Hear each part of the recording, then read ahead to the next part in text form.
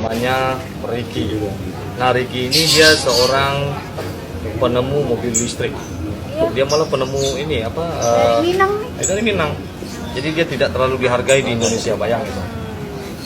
Malah disambut, malah disanjung di Jepang dan di Malaysia. Sayang sekali di Indonesia Nggak dianggap ya? ya. Gimana ceritanya, penasaran kan penonton? Jangan lupa di Subscribe, terus like, and share. share. Oke, ini dia videonya. Ricky Elson mobil listriknya diburu di Jepang dan Malaysia. Tak salah jika Ricky Elson disebut sebagai salah satu putra terbaik Indonesia dengan pemenang dunia. Di Jepang, prestasi Ricky sebagai pengembang mobil listrik sangat sukses. Ia memegang jabatan penting sebagai Kepala Divisi Penelitian dan Pengembangan Teknologi Permanen Magnet Motor dan Generator Nidec Corporation, Kyoto, Jepang. Kini Malaysia pun siap memberi tawaran menggiurkan. Apa kabar Indonesia? Selama di Jepang, pria kelahiran Padang 11 Januari 1980 menemukan 14 teori tentang motor listrik yang sudah dipatenkan oleh pemerintah lokal. Jelas sangat miris, karya anak bangsa namun bukan Indonesia yang mematenkan karyanya. Sebaliknya malah bangsa lain. Loh, kok suka menafikan Indonesia? Tidak juga, Ricky sudah cukup lama menunggu izin mobil listrik yang ia buat dengan dukungan Menteri BUMN, Dahlan Iskan ketika itu. Ia meminta mobil listrik bernama Selo dan Gendis yang bisa menjadi inspirasi lahirnya mobil listrik anak negeri. Namun apa daya, izin tak kunjung keluar.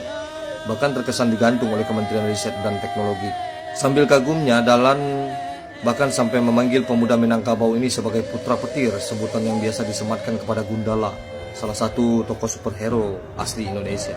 Ia menjanjikan Ricky sebagai pelaksana proyek pengembangan teknologi mobil listrik nasional. Ricky pun aktif melakukan penelitian di Ciharas, Tasikmalaya, terkait pembangkit listrik tenaga angin. Puncak kini kincir angin hasil rancangannya menjadi yang terbaik di dunia untuk kelas 500 watt. Yang lebih luar biasa lagi, ia rela pulang Jepang dengan segala fasilitas dan belajar yang didapat di sana. Ia memilih hidup sederhana di pelosok Ciharas dengan kehidupan ala kadarnya, sambil membimbing banyak mahasiswa yang ingin belajar. Ricky juga rela berjauhan sementara dengan istri tercinta demi cita-cita mewujudkan pembangkit listrik murah dan ramah lingkungan untuk Indonesia. Dahlan sendiri bingung, beberapa bus listrik yang masih nangkring di Kemenristek masih kesulitan keluar izinnya. Sementara itu, bus-bus listrik sudah melewati jarak jauh dari Jakarta, Bandung, Yogyakarta, Jakarta. Pemerintah berkilah, mobil-mobil itu tak lolos uji emisi. Agak aneh, sebab negara maju seperti Jepang saja menerima. Melalui akun Facebooknya, Ricky menerima jika perusahaan di Jepang menerima pekerjaan sebelumnya, terus membujuknya untuk kembali. Apalagi menurutnya saat ini Indonesia belum bersahabat untuk hasil-hasil karyanya. Akhirnya Ricky kembali ke Jepang setelah dikecewakan oleh bangsanya sendiri. Meskipun demikian, tekadnya tetap sama, ingin memberi kontribusi untuk negeri sendiri. Bisa jadi hal ini kelak akan terjadi kompilasi pemerintah memiliki kebijakan yang lebih baik bagi para ilmuwan seperti Ricky.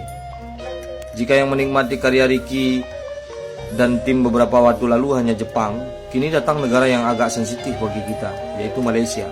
Ya, Malaysia telah menyetujui minat untuk membeli prototipe Selo dan akan dikembangkan di sana. Bahkan negeri jiran siap untuk memboyong Ricky.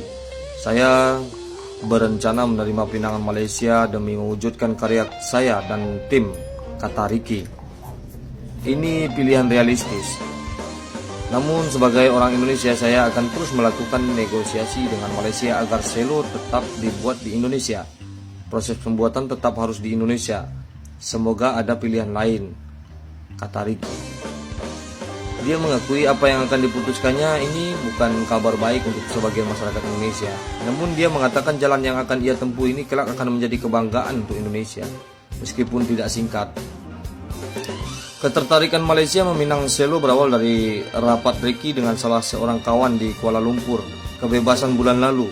Akhirnya Ricky mendapat kabar jika ada keinginan Malaysia untuk mengembangkan mobil listrik bersama Ricky dan tim.